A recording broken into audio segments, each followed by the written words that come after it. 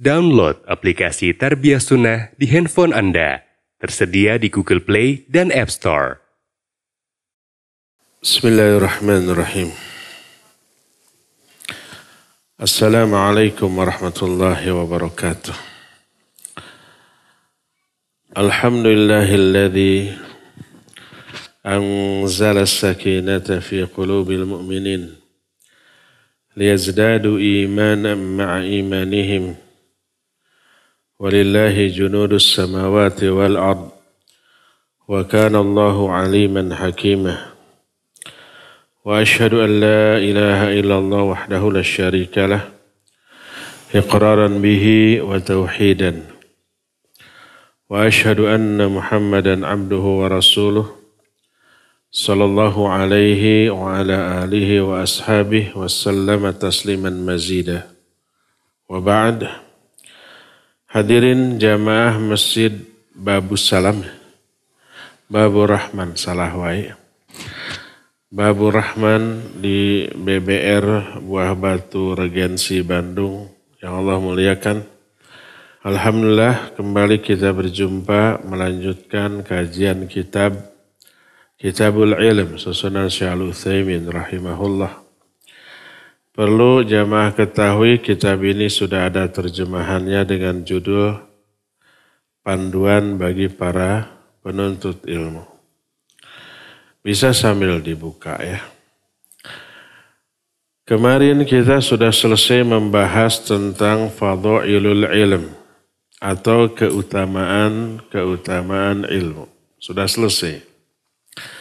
Kita masuki fasal yang bab baru yaitu tentang adabu thalibil ilm, adab-adab bagi para penuntut ilmu. Fasal ini memuat beberapa bab yang kedua ini memuat dua fasal. Fasal pertama adalah adab-adab bagi para pencari ilmu. Yang kedua, al-asbabul mu'inatu ala tahsilil ilm. Beberapa sebab, beberapa perkara yang bisa membantu untuk meraih ilmu. Kita masuk dulu fasal yang pertama di dalam bab ini, adabu thalibil ilm. Berkata muallif rahimahullah, talibul ilm la budda lahu minat ta'addubi bi adabin. Seorang penuntut ilmu harus memiliki adab yang harus dia perhatikan ketika mencari ilmu. Kita akan sebut beberapa di antaranya. Setiap poin di sini nanti akan kita tambahkan dengan tambahan-tambahan yang perlu, yang tidak disebut di sini tapi perlu ditambahkan. Tambahannya bukan dari pikiran saya. Saya ambil dari sebuah kitab namanya Hilyatu Talibil Ilm, atau perhiasan bagi para penuntut ilmu. Ada syarahnya tentang hal itu. Al-amrul awal, adab pertama yang harus diperhatikan oleh para penuntut ilmu adalah ikhlasun niyati lillahi azza wa jalla. Mengikhlaskan niat hanya untuk Allah azza wa jalla. Dan ini dasar bagi seluruh amalan, termasuk mencari ilmu. Niatkan secara ikhlas. Apa yang dimaksud dengan ikhlas di dalam mencari ilmu? Bi ayyakuna qasduhu bi talabil ilm wajhallahi wad daral akhirah. Lianna Allah hatha alaihi wa raghaba fihi. Yang dimaksud ikhlas dalam niat mencari ilmu adalah dengan memaksudkan atau meniatkan mencari ilmunya itu untuk meraih wajah Allah dan negeri akhirat. ilmu yang kita pelajari sekarang untuk kebahagiaan kita di akhirat. Agar kita mampu melihat wajah Allah. Makna mampu melihat wajah Allah adalah meraih puncak kenikmatan di surga. Seluruh yang ada di surga nikmat. Tapi puncak kenikmatan di surga adalah melihat wajah Allah. Dan itu hanya di surga. Wujuhu yawma idzin nadhirah ila rabbiha nadhirah. Pada saat itu ada wajah-wajah yang sumringah. Karena mereka bisa melihat kepada wajah Allah. Dan itulah yang dimaksud dengan az-ziyadah, nikmat tambahan di surga. Kata Allah, lilladzina ahsanul husna wa ziyadah. Bagi orang-orang yang melakukan amal baik, ada balasan yang baik. Berupa surga, wa ziyadah, dan ada balasan tambahan. Kata Nabi SAW yang dimaksud balasan tambahan bagi ahli surga adalah an-nadharu ila wajhillahil karim. Bisa memandang wajah Allah yang mulia. Apa sih nikmatnya memandang wajah Allah? Kenikmatannya nggak ada bandingannya. Kenapa? Li'anna Allah jamilun yuhibbul jamal. Allah itu maha indah. Dan sangat menyukai keindahan. Di dunia saja kita melihat hal yang indah-indah betah, senang, bikin nyaman, ya enggak? Kalau laki-laki indah disebut jamil. Dan melihatnya juga atau betah. Ahwat mau lihat Nabi Yusuf sampai ngeretan karena pananganan. Atah ngeretan tenan, ngeretin kaki tangannya. Mengupas tangannya. Saking terpesonanya. Keindahan wajah Nabi Yusuf begitu mempesona. Ahwat tuh gitu tuh. Kalau lihat yang ganteng-ganteng. Dan Al-Quran tidak pernah menceritakan ada laki-laki yang olohok melihat kecantikan wanita. Enggak ada. Kalau laki-laki ganteng dilihat oleh ahwat sampai tangannya terluka oleh pisaunya dan tak terasa perih. Selama melihat. Itu efek dari keindahan seorang lelaki. Bayangkan Allah maha jamil. Tak ada bandingannya. Laisa kamitslihi syai'un. Maka menatapnya adalah kenikmatan yang puncak. Dan itu hanya bisa dilihat di surga. Adapun di neraka tidak. Allah berfirman, kalla innahum an rabbihim yawma idzil lamahjubun. Surah Al-Mutaffifin. Kata Allah, sekali-kali tidak. Mereka, ahli neraka, pada hari kiamat nanti terhalang dari melihat wajah Allah. Maka Imam Syafi'i rahimahullahu ta'ala menyatakan ayat ini sebagai dalil yang menunjukkan orang mukmin di surga bisa melihat Allah. Kalau orang kafir di neraka tidak bisa melihat Allah, maka berarti di surga bisa melihat Allah.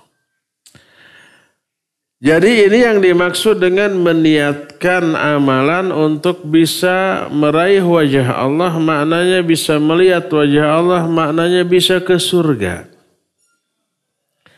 Dan bisa bahagia di negeri akhirat. Itulah yang dimaksud dengan niat ikhlas karena Allah meniatkan agar kita bisa melihat wajah Allah di surga dan bahagia di akhirat. Karena itulah Allah sangat-sangat menganjurkan dan mengiming-imingi hal tersebut. Kita diiming-imingi surga dan bahagia di akhirat agar kita terdorong mencari ilmu. Allah berfirman dalam surah Muhammad ayat 19, fa'lam annahu la ilaha illallah wastaghfir li dzambik. Ini perintah untuk berilmu. Perintah untuk belajar. Kata Allah, fa'lam, ilmuilah, ketahuilah olehmu. Fahamilah olehmu. Ini perintah untuk berilmu. Dan ilmu yang Allah perintahkan yang sangat fundamental, annahu la ilaha illallah. Apa yang harus diketahui? Ketahuilah bahwa tidak ada sembahan yang hak selain Allah. Pelajari tauhid. Pelajari tentang keesaan Allah Azza wa Jalla. Ini perintah yang pertama. Perintah kedua beramal. Wastaghfir li dzambik, dan minta ampunlah kamu atas dosa-dosamu. Makanya Imam Bukhari ketika membahas ayat ini dalam kitab sahihnya, beliau memberikan judul pada bab ini, al-ilmu qabla al-qawli wal amal. Ilmu harus didahulukan sebelum berucap dan beramal. Karena perintah Allah berilmu dulu baru beramal. Fa'lam, ketahuilah olehmu, ilmuilah oleh kamu, baru wastaghfir li dzambik, minta ampunlah kamu atas dosa-dosamu.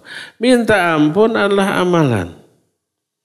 Dan itu perintah minta ampun untuk berupa amalan merupakan perintah kedua setelah perintah berilmu. Dan pujian sanjungan Allah kepada orang-orang yang berilmu di dalam Al-Quran ma'ruf.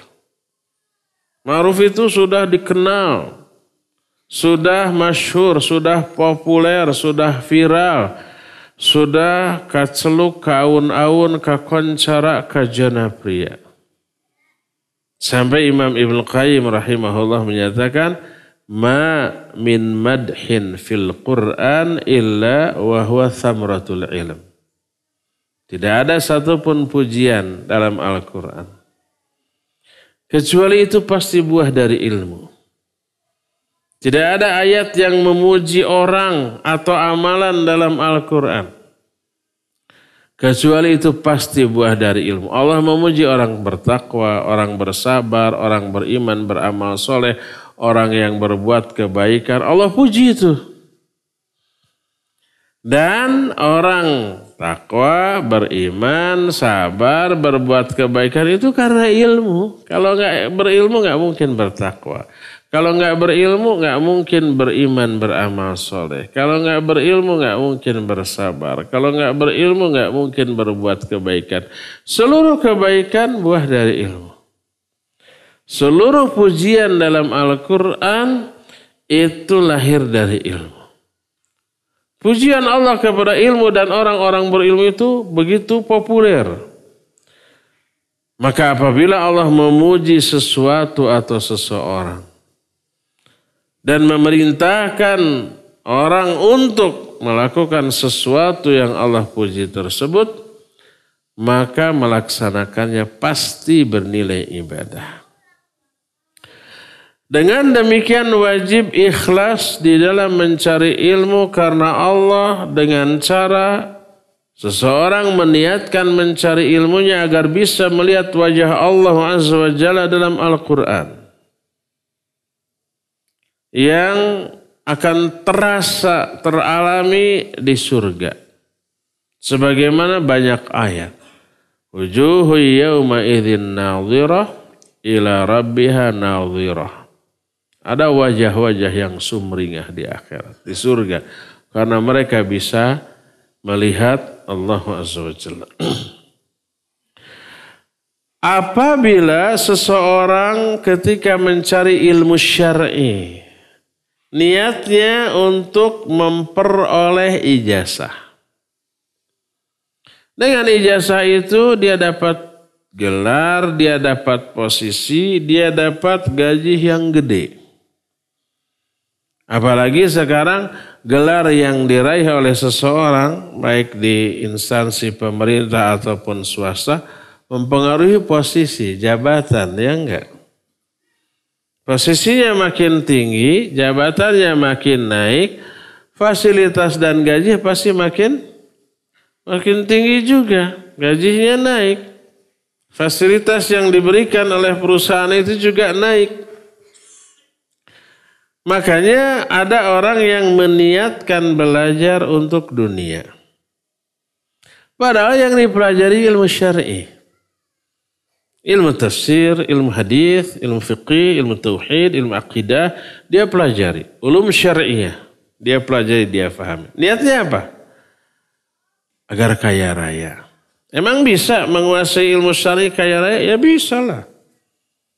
Apalagi di kita ada Kementerian Agama. Yang mengurusnya otomatis orang-orang yang memiliki background pendidikan agama. Ya enggak? Mulai level kecamatan umpamanya KUA.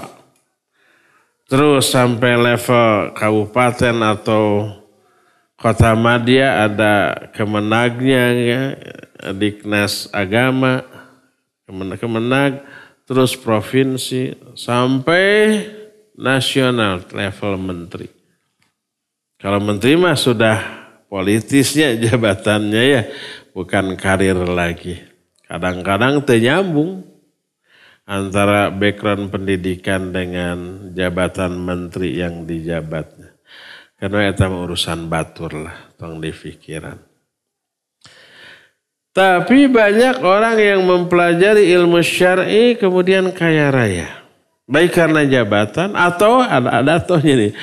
Atau dia menjadi ustadz beken, da'i kondang, mubalig terkenal, ngisi ceramah di sana di sini, sekali ceramah ditarif sekian.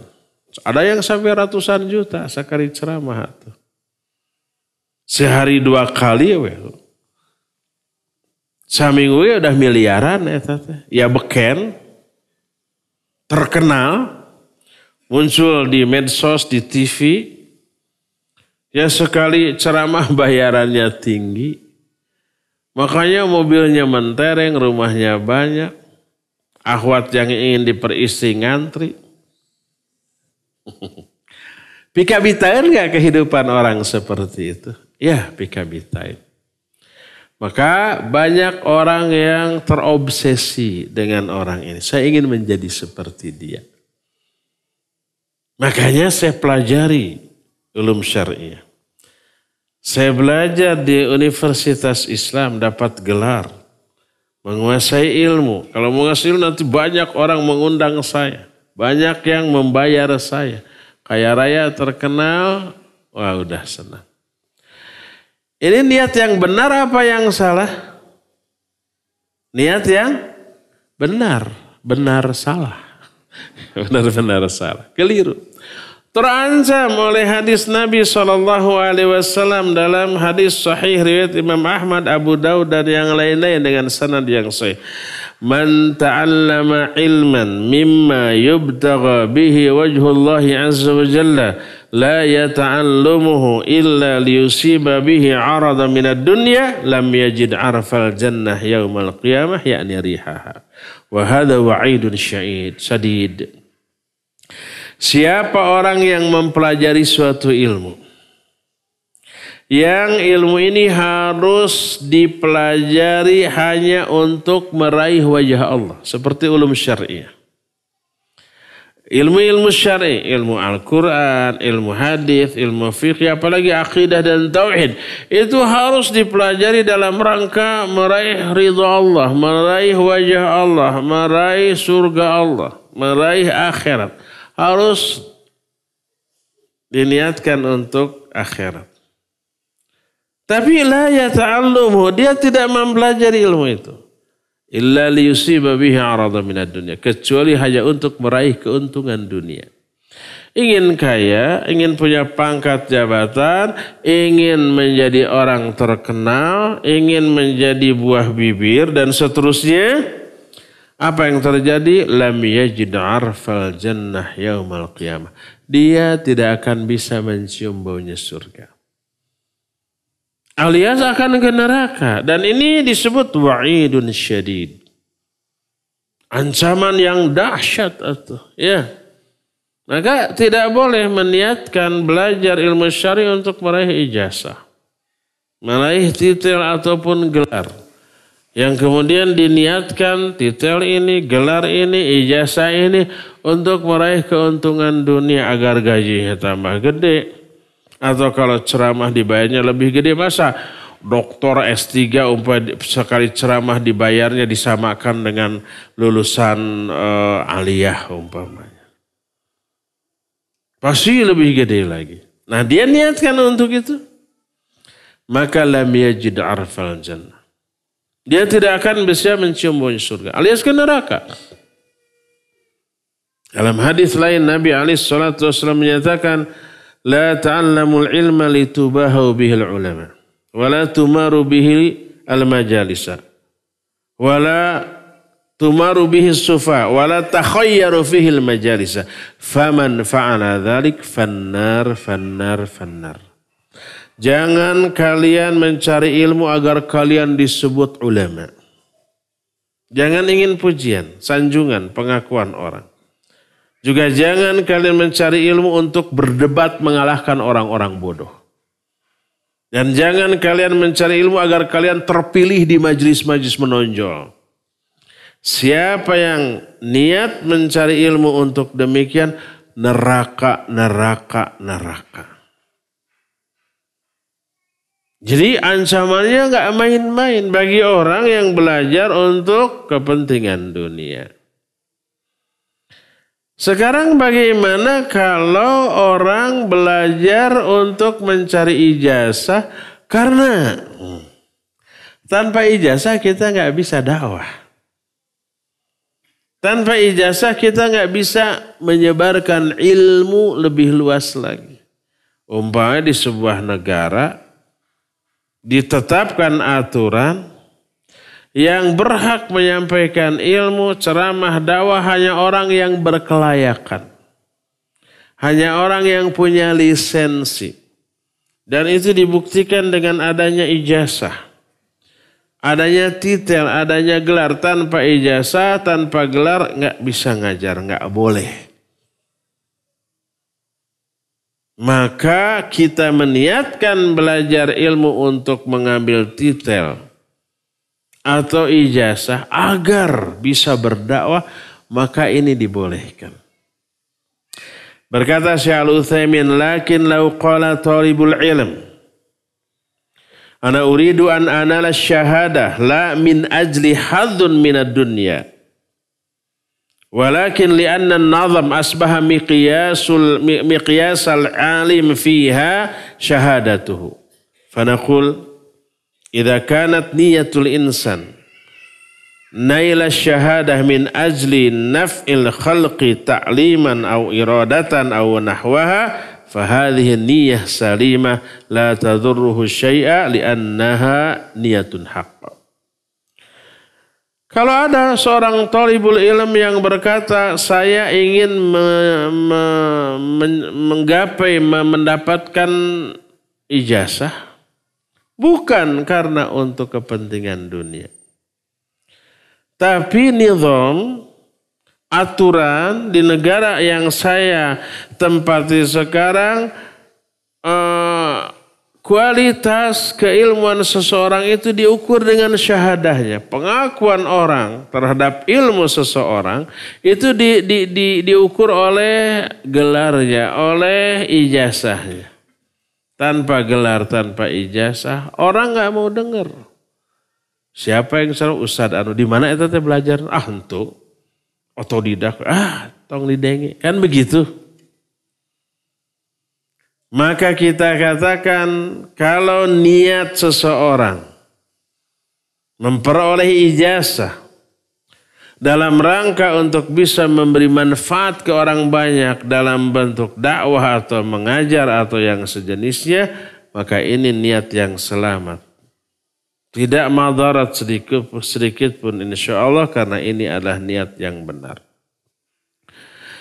Jadi kalau ijazah atau gelar itu dijadikan sebagai persyaratan untuk diizinkan ngajar, diizinkan berdakwah, agar didengar oleh orang banyak, maka boleh kita meniatkan mencari ilmu untuk meraih ijazah bukan karena pujian orang terhadap ijazah kita, tapi karena kepercayaan orang terhadap ilmu kita dengan ijazah itu, lalu mereka mau mendengarkan dakwah kita, maka itu dibolehkan. Berkata lagi kata mu'alif Syekh Al-Utsaimin, wa innama dzakarna al-ikhlas fi awwali adabi talibil ilm li'anna al-ikhlasu asasun fa'ala talibil ilm ay yanwiya bi talabil ilm imtithala amrillahi azza wa jalla li'anna Allah azza wa jalla amara bil ilm. Kita hanyalah menyebut ikhlas di awal adab-adab mencari ilmu.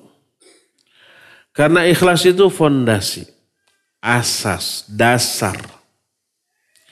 Maka wajib bagi setiap penuntut ilmu untuk meniatkan mencari ilmunya dalam rangka melaksanakan perintah Allah. Karena memang Allah memerintahkan kita untuk belajar, untuk berilmu, sebagaimana ayat yang tadi, fa'lam annahu la ilaha illallah. Ketahuilah, ilmuilah, pelajarilah olehmu. Ini perintah. Allah memerintahkan kita untuk berilmu, maka apabila kita mencari ilmu, belajar ilmu berarti melaksanakan perintah Allah azza wa jalla. Inilah adab pertama. Dan penjelasan Syekh Al-Utsaimin hanya sampai di sini tentang adab ini. Adab penjelasan selanjutnya adab kedua.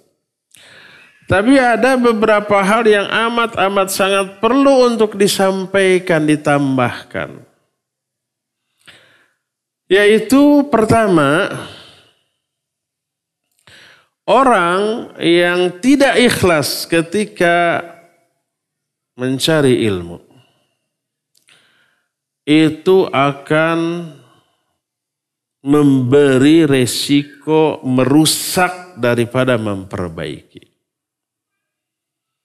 Merusak dunia pendidikan, merusak dunia dakwah. Karena apabila ketika niat mencari ilmu untuk dunia, nanti setelah ilmu ini dikuasai, ilmunya akan digunakan untuk meraih keuntungan dunia. Nggak peduli lagi akhirat. Apa akibatnya? Akibatnya bahaya. Dia bisa memanipulasi dalil. Membawa dalil ayat Al-Quran sekehendak dirinya selama itu menguntungkan aspek dunianya. Dia nggak peduli lagi kalau membahas hadis, apakah hadis itu sahih, dhaif ataupun palsu. Yang jelas selama itu menguntungkan dia sampaikan walaupun hadis palsu. Maka yang sangat kita prihatinkan.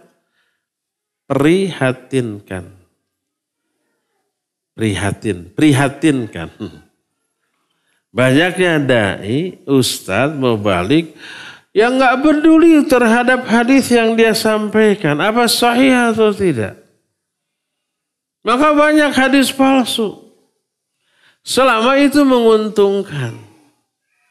Apa menguntungkannya? Bisa membuat orang tertarik terhadap isi dakwahnya. Yang lucu-lucu, yang aneh-aneh. Yang lebih memprihatinkan lagi ada kesan mengolok-olok makhluk Allah yang paling mulia. Siapa? Para malaikat, makhluk Allah yang paling ibadu mukramun. Malaikat itu hamba-hamba kami yang dimuliakan. Tapi orang mengarang-arang cerita tentang malaikat seolah-olah malaikat itu bisa keliru, bisa salah, bisa ditipu, macam-macam tuh ya. Ada yang seperti itu. Pasti itu keliru. Pasti bukan hadis, itu karangan. Oleh karena itulah maka ini pertama nilai bahayanya begitu. Yang kedua, bahaya dari ketidakikhlasan adalah terkena azab yang sangat dahsyat dari Allah Azza wa Jalla. Apa azabnya? Kita pernah membahas satu hadis yang mengerikan. Isinya mengerikan, kita yang karakternya seperti yang diterangkan dalam hadis. Dari Abu Hurairah radhiyallahu anhu diriwayatkan oleh Imam Muslim dalam kitab sahihnya, Nabi alaihi salatu wasallam bersabda, "Inna awwalan nas yuqda yaumal qiyamah thalatha." Orang yang pertama kali dihisab pada hari kiamat ini 3 orang. 3 orang ini bukan orang kafir, bukan orang durhaka, tapi orang hebat yang di atas rata-rata. Pertama, orang yang mati syahid. Kan pernah saya kemukakan. Gak apa-apa saya ulang lagi. Ribuan kali lagi gak apa-apa. Orang yang mati syahid, perang, jihad di jalan Allah dan mati. Gak semua orang begitu tuh. Gak semua orang mampu jihad. Ini orang jihad membela agama Allah, mati di medan perang sebagai seorang syahid. Dipanggil oleh Allah, ditanya, limadza qutilta? Kenapa kamu terbunuh? Orang itu menjawab, qataltu fi sabilik hatta qutilt. Aku berperang di jalanmu sampai aku terbunuh.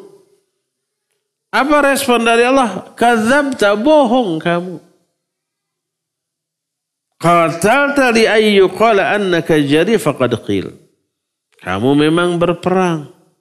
Tapi perangmu kamu niatkan agar kamu disebut pahlawan, jagoan, hebat, orang yang pemberani. Itu tuh niat perangnya itu demi popularitas. Agar namanya dikenang setelah kematiannya oleh orang-orang yang masih hidup.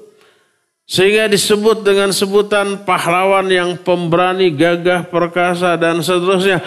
Wa qad qil. Dan pujian itu telah orang katakan untukmu. Akibatnya apa? Allah menyuruh orang itu agar diseret pada wajahnya. Belewer dialungkan karena neraka. Wa'iyadzubillah. Dia dikenerakan bukan karena jihadnya. Bukan karena perangnya. Bukan karena syahidnya. Tapi karena apa? Niat yang salah ketika berjihad. Niatnya untuk popularitas. Waliyadzubillah. Kedua, dipanggil ini ustadz, ini ulama, ini kiai, ini ajengan, ini dai, ini mubaligh. Ditanya, aku berikan kepadamu berbagai macam kenikmatan. Apa yang kamu lakukan dengan nikmatku itu? Dia berkata, ta'allamtul ilma wa 'allamtuhu wa qara'tu fikal Qur'an. Ya Allah, aku belajar ilmu dan aku ajarkan dan aku membaca Al-Quran. Bayangkan, ini orang hebat nih. Jarang orang begini kerjanya belajar, mengajar, baca Quran. Sudah, gak ada waktu untuk yang lain. Di atas rata-rata. Apa kata Allah? Kadzabta, bohong kamu.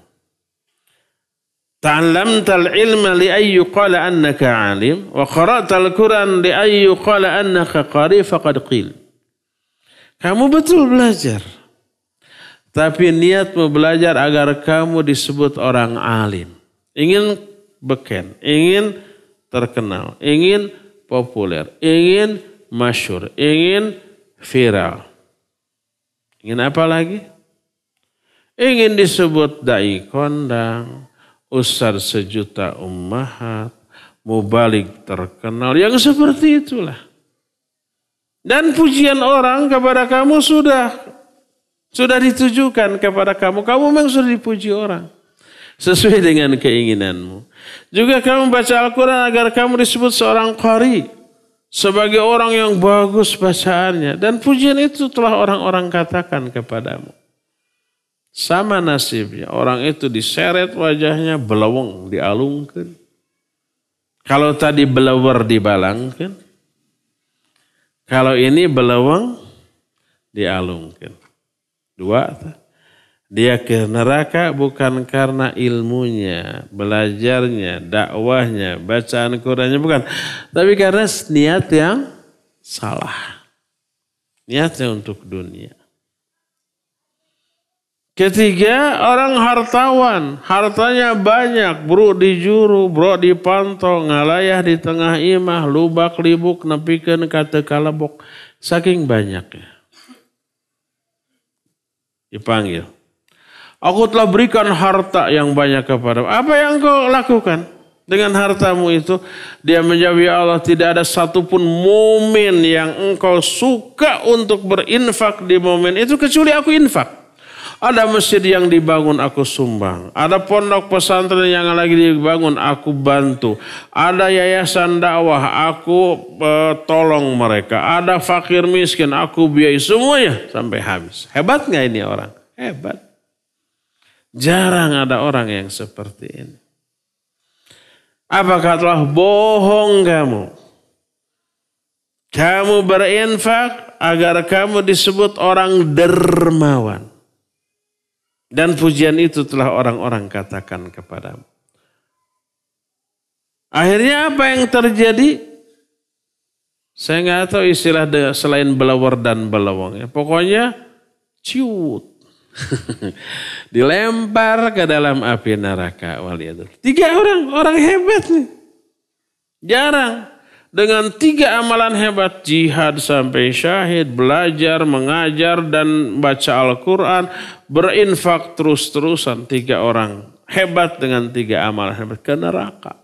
Bukan karena amal, tapi karena niat yang salah. Ini resikonya tuh. Lalu Rasul SAW menepuk-nepuk dada Abu Hurairah radhiyallahu anhu lalu berkata, mereka lah hai Abu Hurairah 3 orang yang karena mereka api neraka pertama kali dinyalakan. Sebelumnya belum menyala tuh. Tapi karena mereka api neraka dinyalakan. Karena niat yang keliru, yang salah.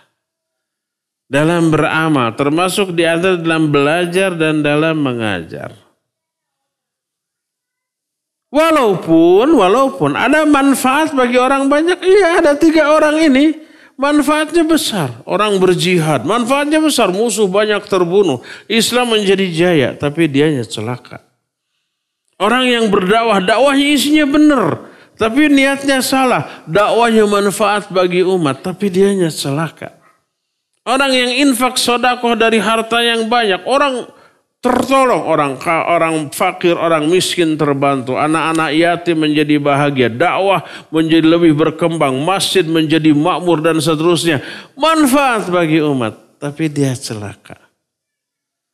Dan ini pernah disinyalir oleh Rasulullah SAW dalam hadis sahih riwayat Bukhari dan Muslim dalam 2 kitab sahihnya. Beliau bersabda, innallaha la yu'ayyidu hadzal dina birrajulil fajir. Allah akan menguatkan agama ini dengan laki-laki durhaka. Yang dimaksud laki-laki durhaka bukan ahli maksiat, tukang mabok, tukang bobok, tukang torok, tukang gorok, bukan.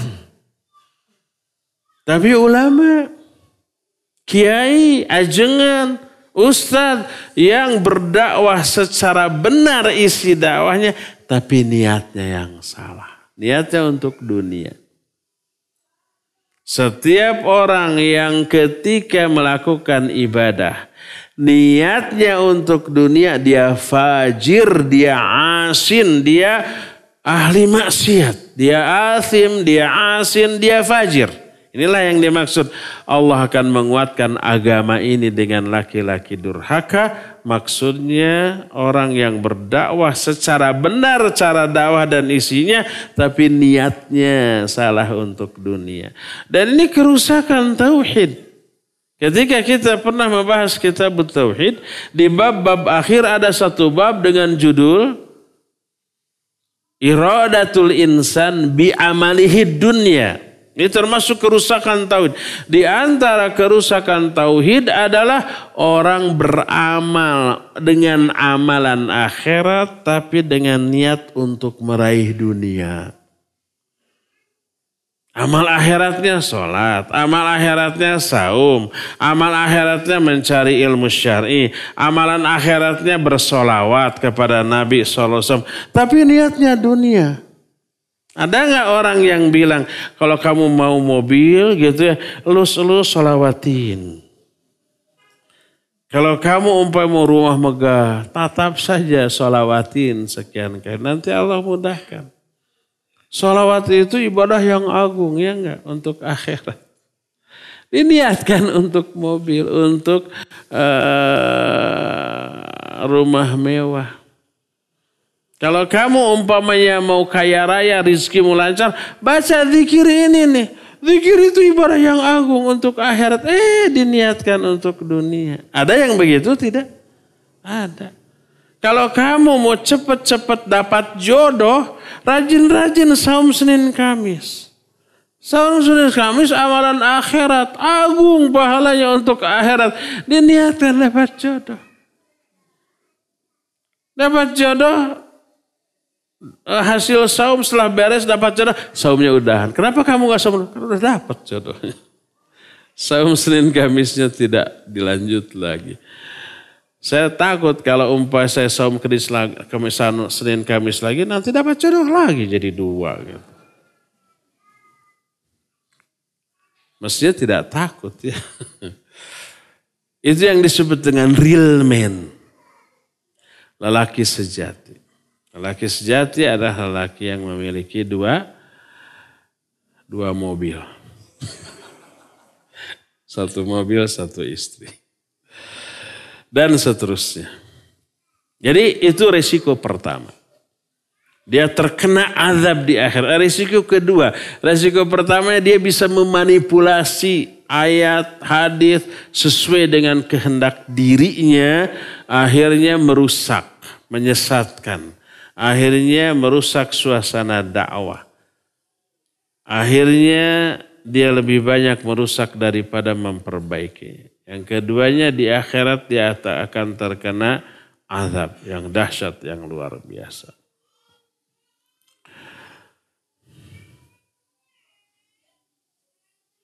Ketiga, resiko ketiga dari niat yang tidak ikhlas. Karena Allah subhanahu wa ta'ala adalah, dan ini yang lebih mengerikan dan tidak bisa diperbaiki. Apakah itu? Yaitu orang yang tidak ikhlas dalam beramal, dalam beribadah, termasuk dalam belajar ilmu. Beresiko mati dalam keadaan su'ul khatimah. Ngeri ya? Kalau sudah mati su'ul khatimah gak bisa diperbaiki itu. Karena mati, gak bisa ditobati. Masih agak mending bermaksiat, masih hidup segar bugar gitu. Masih bisa tobat, masih bisa memperbaiki diri. Kalau sisa usianya masih panjang. Tapi kalau di akhir hayat, dia bermaksiat, mati, su'ul khatimah, udah gak bisa diperbaiki. Nabi SAW mengatakan, al-a'mal bil khawatim. Amal itu sangat tergantung pada amalan terakhir. Kalau amalan terakhirnya baik, bagus, lagi sholat, mati. Lagi saum, mati. Lagi belajar ilmu seperti ini, mati. Lagi beribadah, mati. Maka pahala dari ibadah yang sedang dilakukannya itu mengalir terus sampai hari kiamat. Kalau kita lagi sujud, kemudian mati gitu. Pahala sholat tersebut terus ngalir sampai hari kiamat. Kita sudah masuk ke lubang kubur. Pahala sholatnya terus. Kita sedang saum, mati. Pahala saumnya terus mengalir sampai hari kiamat. Jariyah. Apalagi kalau sedang melakukan beberapa ibadah, mati. Ya lagi saum, ya lagi sholat, ya sholatnya khusyuk dan ikhlas sesuai dengan sunnah, terus mati ketika itu. Pahala saum, pahala sholatnya mengalir terus sampai hari kiamat. Tapi sebaliknya kalau su'ul khatimah, matinya diakhiri dalam kondisi buruk, sedang dosa, sedang maksiat, mati. Apa yang terjadi? Pahala-pahala kebaikan sebelumnya dihapus oleh Allah. Ingat, mati dalam keadaan su'ul khatimah menjadi indikator. Indikator bagi apa? Bagi tertolaknya amal-amal ibadah yang selama ini dia lakukan. Kalau seorang mati dalam keadaan su'ul khatimah, menunjukkan amal ibadahnya ditolak. Kenapa demikian? Inilah penjelasan Imam Ibn Rajab Al-Hambali dalam kitab Jami'ul Ulum wal Hikam. Ketika menerangkan salah satu hadis dalam kitab Arba'in An-Nawawiyah. Salah satu penggalan dari hadis ini adalah ada kalimat innar rajula la ya'malu bi amali ahli jannah hatta la yakuna bainahu wa bainaha illa dhira' fayasbiqu alaihi al-kitab fayamalu bi amali ahli an-nar fayadkhuluha wal iyadzu billah. Ada orang tuh. Orang ini mengamalkan amal-amal ahli surga. Kerjanya ibadah, amal soleh, menjauhi dosa, menjauhi maksiat, terus begitu. Sehingga tidak ada yang memisahkan antara dia dengan surga kecuali hanya sehasta. Selangkah lagi dia masuk surga. Tapi ketetapan Allah mendahului dia berhenti dari ibadahnya, belot melakukan amalan-amalan ahli neraka, mati dalam keadaan demikian dia masuk ke dalam neraka. Ini yang disebut dengan su'ul khatimah. Oleh para ulama dianalisa. Di antara Imam Ibn Rajab rahimahullah dalam kitab Jami'ul Ulum wal Hikam. Sebab kitab ini adalah kitab Syarah Arba'in An-Nawawiyah plus 10 hadis tambahan jadi 52 gitulah. Arba'in kan 42 ya. Arti Arba'in sih 40, tapi isi hadis Arba'in Nawawiyah 42. Ditambah 10 lagi dalam Jami'ul Ulum wal Hikam disyarah. Dianalisa oleh Imam Ibn Rajab, kenapa ahli ibadah di akhir hayatnya berhenti ibadahnya, belot berdosa, bermaksiat, mati dalam keadaan demikian, masuk neraka. Kata beliau, ini menunjukkan ibadah-ibadahnya itu ditolak. Tidak diterima. Bukti ibadahnya ditolak dan tidak diterima, dicabut hidayah untuk ibadah. Dia berhenti ibadah. Berganti dengan memiliki keinginan dosa dan maksiat. Dan mati dalam keadaan demikian. Kenapa orang itu dicabut hidayahnya oleh Allah Azza wa Jalla? Dan kenapa ibadah tersebut ditolak? Karena tidak memenuhi syarat-syarat diterimanya ibadah. 2. Ikhlas dan mutabah. Mungkin dia ikhlas tapi penuh bid'ah. Mungkin dia sunnah tapi tidak ikhlas. Mungkin dua-duanya, nya bid'ah nya riya. Aya gitu anu riya kok kabidahan anak. Banyak cuculeuweungan gitu ya pakai speaker. Dan seterusnya. Nah, ini menunjukkan beramal tanpa ikhlas, tanpa mutabah. Baik salah satu di antara kedua atau dua-duanya beresiko mati dalam keadaan su'ul khatimah selain beresiko dicabutnya hidayah ibadah dari orang itu oleh Allah Subhanahu wa taala. Dicabut hidayahnya. Berhenti dia dari ibadah. Kenapa? Karena ibadahnya itu enggak memenuhi syarat untuk diterima. Jangankan Allah atau yang maha sempurna, kita aja yang tidak sempurna. Kalau umpamanya memberikan pekerjaan kepada seseorang, nih kamu kerjakan. Dilihat orang itu nggak benar, udah cabut aja lagi wewenangnya ya. Udah. Akhirnya diberikan kepada lain yang lebih sungguh-sungguh dalam mengerjakan. Kan begitu ya. Cabut proyek itu, cabut juga dana yang sudah diturunkan, sudah dia kolab. Diberikan kepada orang yang mampu. Itu kita loh. Apalagi Allah yang maha sempurna, innallaha thayyibun la yaqbalu illa thayyiba. Allah itu maha baik. Dan tidak mau menerima kecuali yang baik-baik. Termasuk ibadah. Kalau ibadahnya tidak baik, tercampur ria, tercampur bid'ah, tercampur asal-asalan ala kadarnya gitu, Allah nggak akan terima. Allah cabut hidayah yang sudah Allah berikan kepada dia sehingga dia kemarin ibadah, Allah cabut, berhenti dari ibadah. Allah campakkan keinginan untuk berbuat dosa dan maksiat. Lalu dia berdosa dan maksiat, lalu mati dalam keadaan demikian masuk neraka. Penjelasan ini menerangkan bahwa salah satu resiko dari ketidakikhlasan termasuk resiko dari tidak nyunah ketika melakukan ibadah adalah mati dalam keadaan su'ul khatimah. Ini resiko yang ketiga tuh.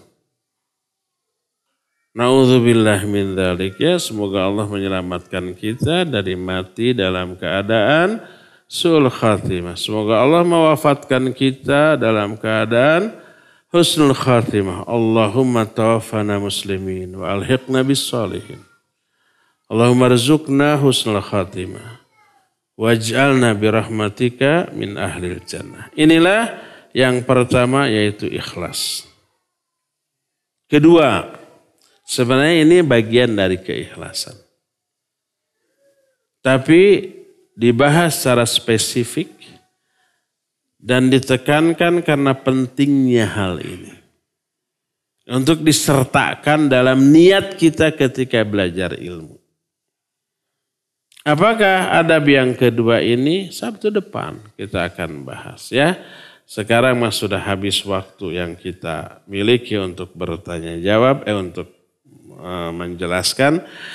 Kita masih punya sisa waktu untuk bertanya jawab. Wassallallahu ala nabiyina Muhammadin wa ala alihi wa ashabihi wassalam. Waalaikumsalam warahmatullahi wabarakatuh. Ya, Pak Mulyono. Tanpa menyebut nama saya tahu Pak Mulyono. Walaupun di radio nggak memperkenalkan, dari suaranya tahu Pak Mulyono. Dari Marga Asih ya? Oh, Marga Hayu. Apakah tadi dikatakan ada dua perintah, berilmu dan minta ampun? Apakah yang dimaksud dengan minta ampun ini tobat? Bisa dikatakan demikian, tapi ada rincian. Berkata Syekh Muhammad Shalih Al-Utsaimin rahimahullah, "Idza astaghfartallaha fa anta tatlubu minallahi syai'ain." Kalau kamu beristighfar kepada Allah, berarti kamu meminta kepada Allah dua hal. Pertama adalah satrul dzunub. Minta ditutupnya, dirahasiakannya dosa itu dalam pandangan manusia di dunia. Orang nggak tahu bahwa kita ini berdosa. Orang nggak tahu bahwa kita ini punya aib. Kenapa? Karena Allah tutup. Disangkana mas soleh, padahal pika sebelen. Kenapa? Karena sempurnanya Allah dalam menutup aib-aib kita. Makanya kalau banyak orang mengatakan kita soleh, bukan karena sebenarnya kita soleh, bukan. Kita banyak salah. Tapi karena tadi sempurnanya Allah dalam menutup aib kita. Itu yang pertama, kalau kamu beristighfar kepada Allah berarti kamu minta dua hal kepada Allah. Pertama, minta ditutup aib dan dosa tersebut dalam pandangan manusia. Yang kedua, minta dihapuskan catatan dosa dan azab untuk dosa tersebut. Di-cancel, dibedokkan, digagalkan. Tidak jadi diazab karena sudah minta ampunan. Tidak jadi dicatat, dihisab karena sudah apa? Sudah diampuni. Inilah dua hal yang kita minta kepada Allah dengan istighfar. Kalau kita mengatakan astagfirullahaladzim, artinya ya Allah tutup aibku, tutup dosaku dalam pandangan manusia dan hapus catatan dosa dan azab tersebut untuk di akhirat. Apakah itu berarti tobat? Ya, di dalam dua hal tadi terkandung 7 perkara yang kemudian menjadi syarat diterimanya tobat seseorang. Pertama, dia harus berhenti dari dosa itu. Kalau istighfar tapi tetap aja ya orang mabuk, astagfirullah sambil terus, itu istihza. Istihza itu mengolok-olok Allah. Jangankan kepada Allah, kepada orang gitu ya, cetok kita teneki. Aduh kamu jatuh, maaf ya, maaf, cetok deh gitu. Maaf, cetok deh. Itu mah ngaheureukeun. Itu mah apa? Mengolok-olok. Jadi orang yang istighfar tapi dosanya tidak berhenti dilakukan sama dengan istihza. Istighfarnya perlu diistighfar lagi. Itulah yang kata Imam Ibnu Qayyim, istighfaruna yahtaju ilal istighfar. Istighfar kita itu perlu diistighfari lagi. Jadi pertama berhenti. Kedua menyesal, aduh kenapa saya melakukan itu ya. Ketiga bertekad tidak melakukan lagi. Keempatnya kalau itu berkaitan dengan hak sesama manusia, kembalikan hak itu. Kalau kita pernah menzaliminya dan dia tahu, minta ampunan, minta maaf. Kelimanya cepat lakukan sebelum sakaratul maut. Itu kelima ya. Keenamnya cepat lakukan sebelum matahari terbit dari barat. Tadi dari timur masih ya, saya nggak memperhatikan. Tapi masih kayaknya dari timur ya. Keenam, ketujuhnya ikhlas. Tobatnya harus karena Allah, bukan karena urusan dunia. Saya mau tobat dari judi, asal saya dikasih 10 juta sebulan lah. Biar nggak judi-judi. Kalau nggak akan berhenti dari judi. Itu mah bukan karena Allah atau tobatnya ya. 7 syarat tobat nasuha. Istighfar harus mengandung ke-7. Barulah 2 permintaan kita dalam istighfar itu akan Allah kabulkan. Ya Allah tutup aib kita di dunia. Ya Allah akan hapus kesalahan kita dan azab tersebut di akhirat nanti ya. Wallahu a'lam bissawab.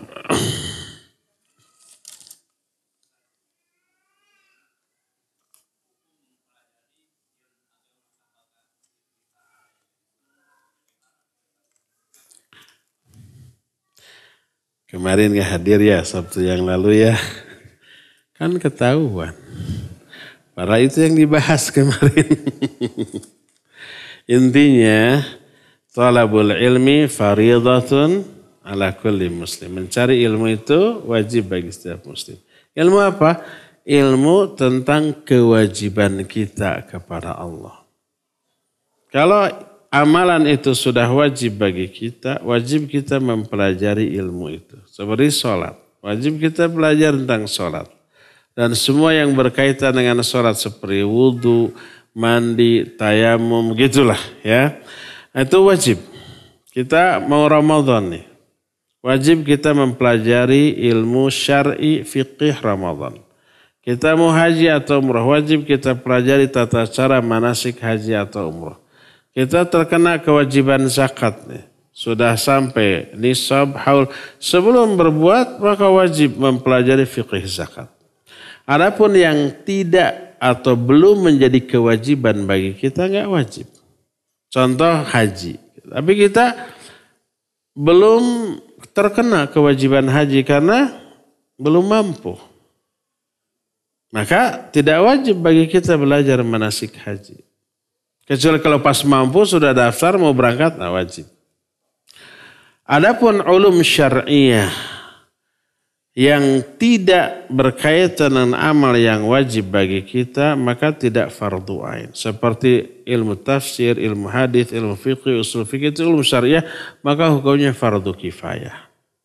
Kalau ada yang sudah mempelajarinya, gugurlah kewajiban bagi yang lainnya dan hukumnya sunnah bagi yang lain untuk mempelajari. Mempelajari dapat pahala.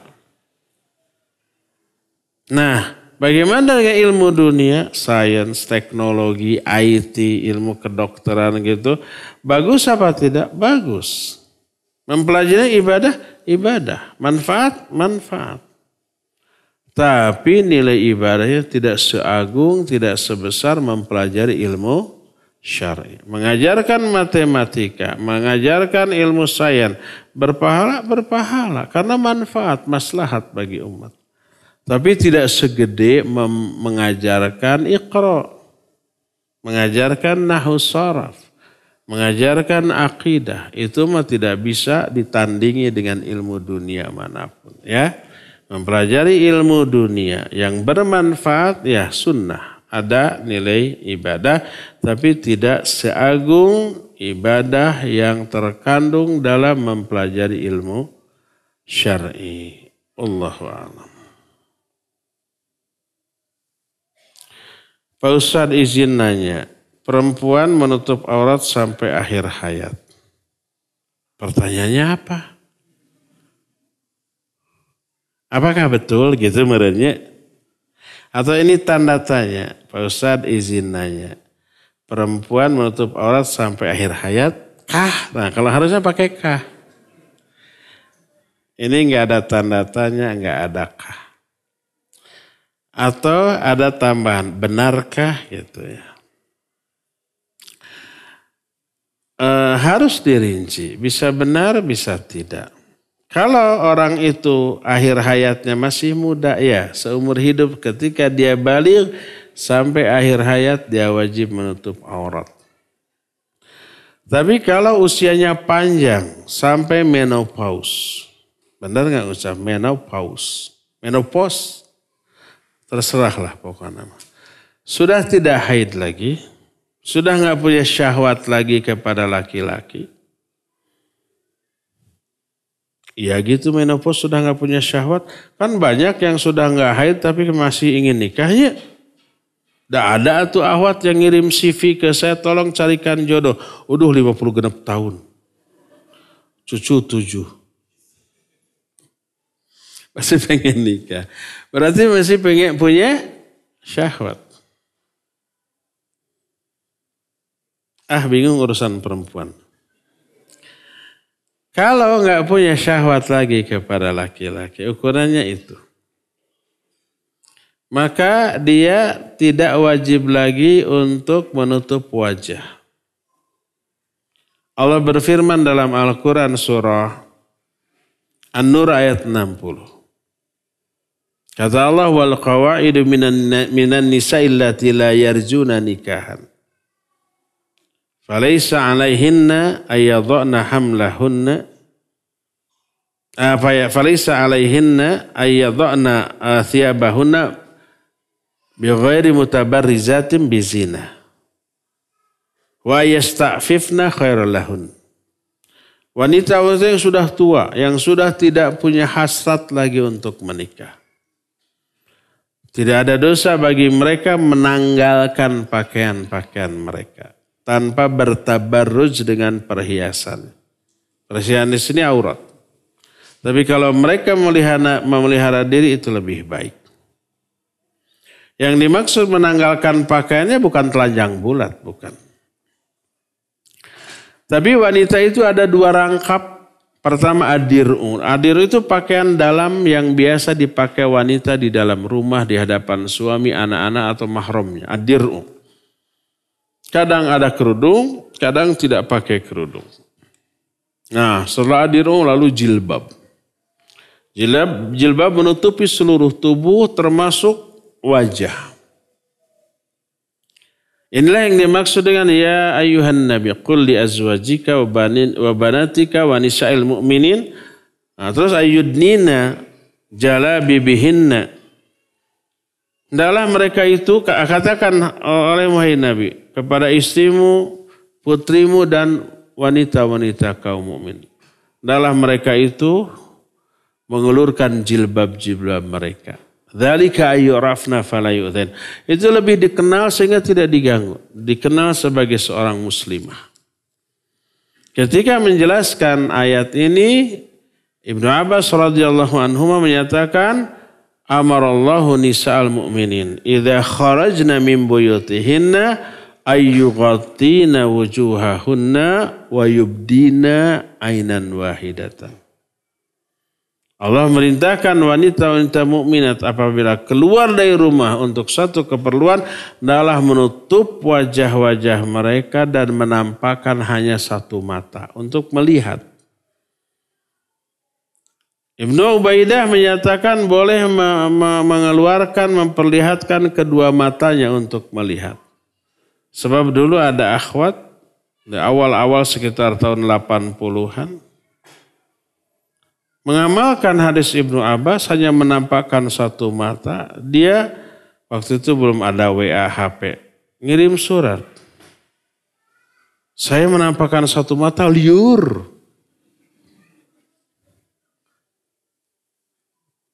Karena mungkin keseimbangannya terpengaruh. Salah satu fungsi mata kan untuk keseimbangannya. Karena ada mata kita seimbang. Sok, perem, ngajeleng. Tidak bisa ditolonjong atunya. Tapi kalau umpamanya kita bentak ngajeleng, agar tagen. Perem, gajeleng, tolonjong, gebruk. Ini salah satu bukti, salah satu fungsi mata adalah untuk menahan keseimbangan. Jadi kalau hanya satu mata liur sana sampai mual ingin muntah. Saya bilang itu hanya salah satu pendapat. Pendapat lain boleh menampakkan kedua mata. Nah, untuk wanita yang sudah tua jilbabnya boleh ditanggalkan.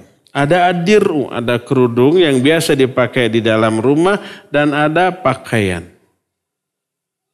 Tapi sikut kelihatan, kemudian betis masih kelihatan. Wanita yang sudah tua boleh menanggalkan jilbabnya. Maksudnya tua itu yang sudah tidak punya hasrat syahwat lagi kepada laki-laki. Entah berapa tahun usianya wallahu a'lam. Tapi itulah batasannya ya. Tapi saya lihat sekarang yang sudah tua, sudah tidak haid lagi, syahwatnya kepada laki-laki masih. Apakah yang sudah berhenti haid masih bisa melakukan hubungan dengan suaminya? Ya, masih bisa. Masih punya syahwat? Ya, masih punya syahwat. Ya. Bagaimana kedudukan hadis tentang tidak bisa masuk surga tanpa hisab dan tanpa azab orang minta diruqyah? Bagaimana kedudukan hadis yang tidak bisa masuk surga tanpa hisab, tanpa azab orang yang minta diruqyah? Hadis itu sahih. Sampai dibahas juga di dalam kitab At-Tauhid. Dan ini termasuk salah satu di antara fadlu tauhid. Fadlu tauhid itu keutamaan tauhid. Salah satu di antara keutamaan tauhid adalah bisa masuk surga tanpa hisab. Nabi SAW menyatakan, Uridat alayya al-umamu qablakum. Ditampakkan kepadaku umat-umat sebelum kalian. Ada nabi yang hanya diikuti oleh kurang dari 10 pengikut. Ada nabi yang hanya diikuti oleh 3 pengikut, 2 pengikut. Bahkan ada nabi yang tidak memiliki pengikut. Nabi yang tidak memiliki pengikut ini berhasil atau gagal dalam dakwahnya? Tidak ada nabi yang gagal. Allah tidak pernah salah pilih. Mungkin salah milih nabi jadi gagal. Tidak ada yang mengikut. Enggak, Allah nggak pernah salah pilih. Dan keberhasilan dakwah bukan dilihat dari banyak sedikitnya mengikut. Nah, panjang ini cerita, pokoknya gitulah. Tiba-tiba aku melihat ke satu orang di sana ada nabi yang pengikutnya banyak. Aku menyangka itu umatku. Tapi ada suara yang berkata, haulai Musa wa ummatuhu. Mereka adalah Musa dan umatnya. Umat Nabi Musa banyak. Tapi undur ilal ufuk, lihat kamu ke ufuk. Dilihat ada umat yang jauh lebih besar, lebih banyak. Lalu dikatakan haulai ummatuka. Itulah umatmu hai Muhammad. Nah, di antara mereka ada 70.000 orang yang akan masuk surga tanpa hisab, tanpa azab. Setelah itu Nabi SAW masuk ke rumahnya. Para sahabat masih membicarakan masalah ini. Siapa ini? 70.000 orang yang masuk surga tanpa hisab. Ada yang mengatakan pasti orang yang sejak lahir Islam. Ada yang menyatakan pasti yang beginilah pokoknya. Sampai Nabi SAW keluar lagi lalu bertanya. Kata beliau, mereka yang masuk surga tanpa hisab adalah pertama yang tidak minta diruqyah. Kedua yang tidak minta di kei. Kei itu apa ya? Ya sistem pengobatan dengan ditempelkan besi panas ke titik tertentu. Sakit, bingit ya. Sakit banget. Hukum kei itu makruh. Dan yang ketiga, wala yatatayyaru, mereka tidak meramal. Dan tidak minta diramal. Dan yang keempat, wa ala rabbihim yatawakkal, mereka hanya tawakal kepada Allah. 4 syaratnya. Dan hadis ini sahih. Bila seorang umroh di bulan Ramadan diniatkan untuk badal umroh orang yang sudah meninggal, apakah orang itu masih mendapatkan keutamaan pahala haji bersama Rasulullah SAW? Boleh membadalkan orang untuk umroh dengan syarat. Orang itu sudah pernah umroh sebelumnya. Di keberangkatan sebelumnya. Bukan di satu keberangkatan melakukan berkali-kali umroh, bukan. Pertama untuk umroh untuk dia, besok umroh untuk kakeknya, lusanya besok untuk neneknya, hari berikutnya untuk bapaknya yang sudah enggak. 1 kali safar hanya 1 umroh. Nanti kalau mau membadalkan bulan depan umroh lagi, safar lagi, umroh lagi. Membadalkan untuk orang tua yang sudah meninggal, ya boleh. Dia berpahala. Apakah si ibu yang sudah meninggal yang kita badalkan dapat pahala? Dapat pahalanya. Sampai pahala, sampai ke mereka ya. Dibolehkan.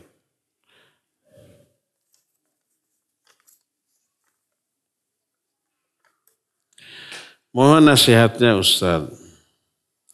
Jika saya datang ke masjid ini untuk mencari ilmu dengan anak dan istri, sedang istri dan keluarga menolak. Ini mas curhat atau menolak ya. Kayak menolak lah meren. Jadi seperti tidak ikhlas, mohon nasihatnya. Sering istri dan keluarga menolak. Maksudnya menolak tidak pergi gitu, ya nggak apa-apa tinggalkan, datang aja sendiri. Tapi istri datang tapi manyun gitu. Tolong nasihati istri saya ada di sini, meren gitunya. Nanti di rumah berantem. Sehingga ada kesan tidak ikhlas, nggak masalah. Banyak orang, banyak kasus ketika mencari ilmu pertama kali tidak ikhlas. Baik terpaksa ataupun ada tujuan lain. Tujuan lainnya umpamanya semoga dapat jodoh di sini. Tujuan lainnya umpamanya mau membuang yang jelek mengambil yang buruk. Sendal. Tujuan jeleknya umpamanya ngincar kenceleng. Kencelengnya semoga aja dikeresek. Kan adanya, dihindarkan keresek. Ada ahwat dirungkup ku kerudung. Masuk. Ada yang satu bukan masuk, ngambil sakuan. Tadi mah penuh, nah jadi setengah, nah pasti edarkan. Ada yang begitu? Ada. Di mana? Di mana-mana di Jakarta sering ada laporan, di Bandung juga ada, di Al-Huhada, di Mustea. Semoga di sini tidak ada. Ada niat ngaji seperti itu? Ada. Kita pernah lihat CCTV itu. Ada emak-emak pakai kerudung, lihat jalan-jalan depan, oh ini yang bagus, duduk dulu di sana. Sambil duduk, sendal yang bagus itu dimasukin, berangkat lagi. Kesut sama CCTV. Ada yang begitu. Itu niatnya buruk. Nah, tapi begitu sampai di masjid, dia masuk ke masjid dengan niat yang buruk, dia dapat hidayah. Dia mendengarkan kajian, tertarik, hidayah Allah masuk, yang tadinya niatnya buruk dirubah. Sehingga senang. Tadi seperti istri, manyun kalau umpamanya diajak oleh suaminya, kalau nggak nurut, nggak enak lah suasana, nggak apa-apa nurut aja. Sambil manyun.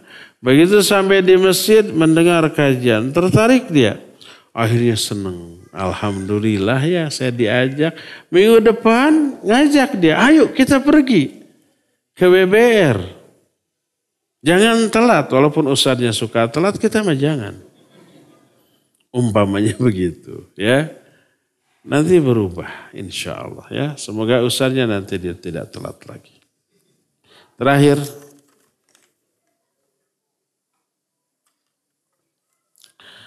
Bagaimana hukumnya melakukan perjalanan wisata ke situs sejarah tempat peribadatan agama lain? Ini bisa diviralkan jawaban. Dibenturkan dengan semangat nasionalisme, pelestarian budaya, macam-macam ya. Kita menjawab dari sisi kacamata syar'i, tidak boleh dibenturkan. Intinya, apa yang mau kita cari? Ibadah. Nggak ada nilai ibadahnya. Senang-senang, capek kesana gitu ya. Wallahu a'lam. Lebih baik ke Mekah, ke Madinah saja. Ke Aqsa boleh, ada nilai ibadahnya ya. Tapi kan biayanya gede. Kalau gitu yang sepadan dengan itu ke masjid saja sudah. Nilai ibadahnya jelas. Mau sholat, mau ngaji, mau baca Al-Quran. Masjid mana? Masjid mana saja. Mau dekat, mau jauh. Mau ke BBR sini, Babur Rahman boleh. Mau ke Umar bin Khattab di Selaco, di Suguhan Cau insya Allah di sana ya. Itu saja.